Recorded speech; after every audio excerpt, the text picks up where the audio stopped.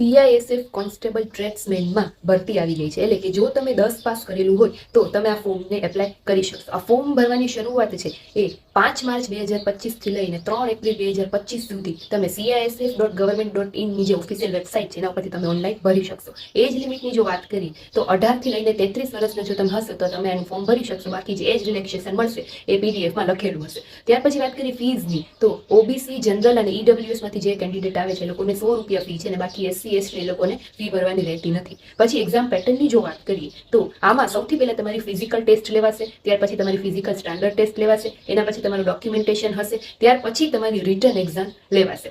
અને પછી return exam છે એમાં ટોટલ 4 સબ્જેક્ટ હશે, એટલે કે જનરલ અવેરનેસ, પછી મેથ્સ, રીઝનિંગ, ગુજરાતી ને ઇંગ્લિશ, આવી રીતે તમારા સબ્જેક્ટ હશે એની રિટન એક્ઝામ લેવાશે. ફિઝિકલ ટેસ્ટમાં શું હશે ને બધું આખું પીડીએફમાં લખેલું છે ડિટેલમાં. એ પીડીએફ મારી ટેલિગ્રામ ચેનલમાં પોસ્ટ કરી દઈશ. ત્યાર પછી ટોટલ ઓલ ઓવર ઇન્ડિયામાં 1161 પોસ્ટ ઉપર આની ભરતી છે. બરાબર. હવે પગાર ધોરણની જો વાત કરીએ તો 21,000 થી તમારો પગાર શરૂ થશે અને 69,000 સુધી તમારો પગાર છે આમાં જઈ શકે છે. એટલે જે લોકો 10 પાસ છે અને જે લોકોને CISF કોન્સ્ટેબલ ટ્રેડ્સમેનમાં જવું છે એ લોકો ખાસ કરીને 5 માર્ચથી ફોર્મ ભરવાનું શરૂ કરી દેજો. Thank you.